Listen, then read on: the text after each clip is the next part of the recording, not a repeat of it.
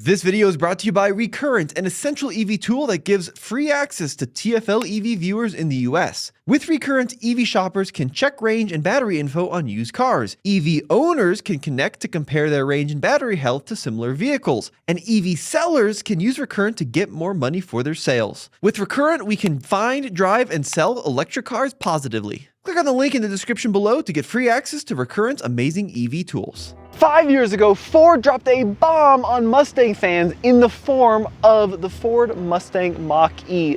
This is genuinely one of the most controversial cars of my lifetime. But in the past 5 years, these cars have become less controversial and more just regular traffic. So, was this car worthy of all the controversy? One of the main reasons was because of the badge. Not this badge, the Mach-E, but this one right here, the Mustang. Since 1965, the Mustang has been one of the top-selling sports cars, selling over 10 million units. But the key word here is sports car. That ain't no sports car. So Jen, my favorite rule in the book is if you're gonna break a law, only break one law at a time. Yeah, I mean, that makes the most sense, right? Like, if you're gonna steal a puppy, don't speed while doing it. Right. Right? Because then you get caught. And that was the issue that Ford did with the Mustang Mach-E, is they broke two rules at the time. You can't do that, Tom. First of all, they had the four-door Mustang SUV, right? Which already made people pretty grumpy. But then they made it electric. Yeah, see, if they had just called this the Mach-E, no laws would have been broken. Golden. It would have been fine. Yeah, but it's just like they had to not only stabbed you, but they twisted it. Exactly right. But we're gonna move past that for just a sec and talk about this car, because it's actually been a pretty big seller and a pretty big success for Ford. And I think part of that is because they are leveraging that Mustang brand a little bit, but part of it too is it was like the right car at the right time, right? It's a smallish SUV that's pretty fast and it's all electric. That's true, and pretty fast is no joke. 0 to 60 in 4.1 seconds. That ain't bad. This Mach-E is the premium with the Sport Appearance package, which means it looks like a GT, but it's not.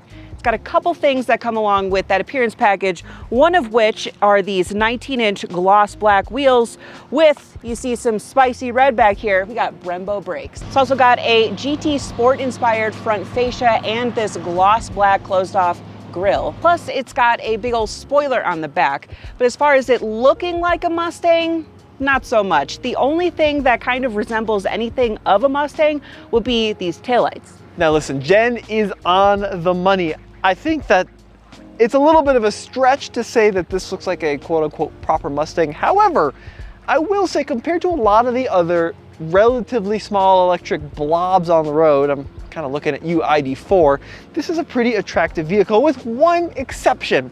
If you don't get a GT or a Rally, you get these 225 width tires that look ridiculous following it down the road. And I know it's for efficiency and that's great, but it just looks silly when you're behind one. So Jen, the thing about the Mustang Mach-E lineup is like the base car and the top dog Rally could really not be more different in terms of performance. Very different cars, for sure. So this one is interesting, right? Because it's got the performance appearance, but it doesn't have the full GT powertrain. No, I mean, and the horsepower is still not bad. 325 horsepower, 500 pound-feet of torque, so she moves. Yeah, it really boogies. I mean, I think you said 0 to 60 in the low 4-second range, yeah, which is awesome. And then what about the range on this car? So range is give and take. It's about 300 miles for this all-wheel drive option that we have, which some people may think is not enough, and honestly, it's probably fine for most for a day-to-day. Yeah, and I think one thing that's important that Ford has done with this car is they've really improved it over the past 5 years. So like it launched, it was a pretty capable machine, but they've improved the charging a lot, they've improved Blue Cruise a lot, and that keeps getting better and better with over-the-air updates, and they've also now, for 2025, given all trims a heat pump as well. So like they're working on changing things around a little bit. That is definitely helpful, but charging is still kind of slow, only 150 kilowatts for DC fast charging. Which was pretty good, you know, a few years ago, but by 25 standards, that could definitely be better. Yeah, exactly. When it comes to the interior, I actually like the interior quite a bit. One of the other things you get with the Sport Appearance package is this red stitching throughout the interior, as well as these sport pedals, which I do like a lot. It's pretty open in here. You do still get quite a few cubbies, which I like. Plus the screens are huge, you know, and a lot of these electric vehicles, you're only getting like one screen, but you do get a 10.2-inch little instrument cluster. It gives you all of the necessary information that you might need, but you do get a 15.5-inch huge vertical infotainment screen that comes with wireless Apple CarPlay and Android Auto. Plus it has a built-in volume dial, which I think looks pretty cool. However, it definitely does not pass my test for physical buttons for the temperature controls. The back seat in the Mach-E, actually pretty roomy when it comes to legroom. My driving position at 6 feet tall, it's pretty good. And headroom, they got a little bit of a sneaky trick going on over here. Sorry. Mary's broken me.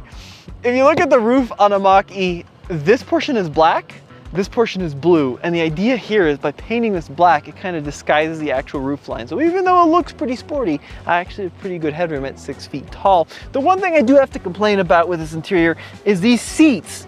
They don't feel very premium. They got some, as Jen would say, it's got some squish factor to it, but they're a little kind of shapeless, both front and back. But apart from that, Jen is 100% right about the interior. It's actually pretty usable. It just needs a couple more buttons in here. Now, Jen, kind of coming back to where we started with this video, if I were to blindfold you and put you behind the wheel, you would crash. Don't do that. However, before you crashed, would you be able to tell that this drove like a Mustang? No. Okay. So what does it drive like? It drives like a crossover electric SUV. Yeah, It doesn't drive like, you know, a GT Mustang. No, I mean, it doesn't even drive like an EcoBoost Mustang. I would say it's kind of interesting because a lot of people remember the Mustang as being this like fire-breathing sports car back in the day, but the reality is it was just kind of a normal car that happened to be in some cases really fast. And that's very similar to this, right? It's just kind of a normal car that accelerates really, really fast. But that's for most EVs. Yes. You know, most EVs are going to have all that torque behind you, so you can get there pretty quickly, but doesn't mean that it deserves, you know, something like a Mustang badge. When it comes to comparing this to the normal Mustang, one of the biggest differences you'll find is cargo space, because that's not something you would buy a regular Mustang for. In the back of the Mach-E, there it is, got 30 cubic feet of cargo space behind that second row, but with the second row folded down, jumps to 60 cubic feet, which is no joke for a tiny little crossover. Underneath the floor here, we do have a tire mobility kit. You're not going to find a spare, which is pretty common for most EVs, and we do have the charging cables. But let's check out the Frunk. Oh, look at that, Tommy.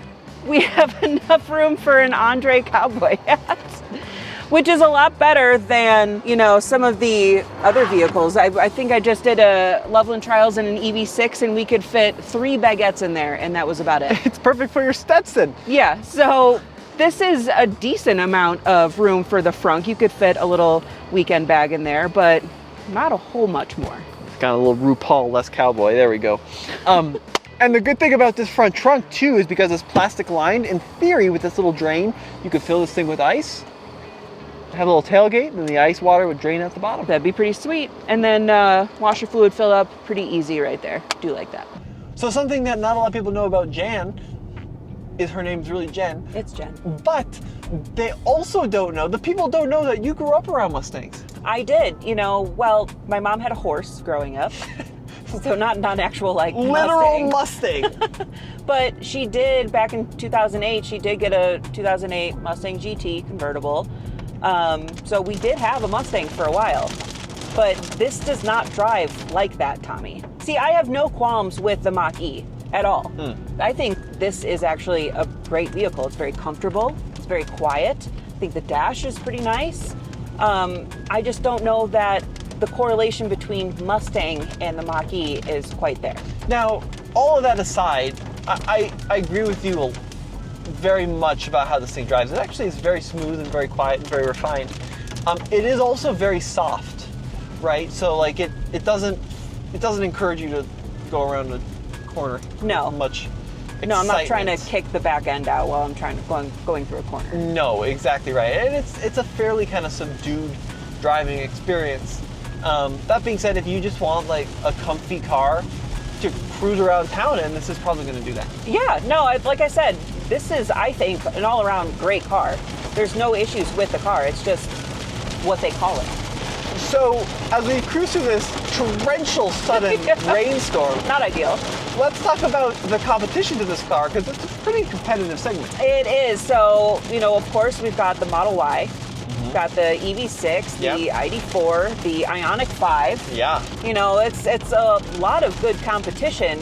This is one of the less expensive of those four, though. Yeah, I mean, it depends how you spec them, but certainly like Chevrolet with the Blazer, right? Honda with the Prologue, if you want a Honda Chevrolet. So the really steep competition. Now, from where you're sitting, Jen, what do you think? Would you get this over the Model Y?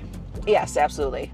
But that's also, Tommy, because I worked at Tesla and I know the workings behind the Teslas and the Model Ys. And don't get me wrong, when they work, but this just has more of a car feeling to it. And a Tesla, I feel like you're just kind of driving a computer, which this is essentially the same. It's just this feels more like a car. You know, you actually have a power start stop button. You have an actual key fob.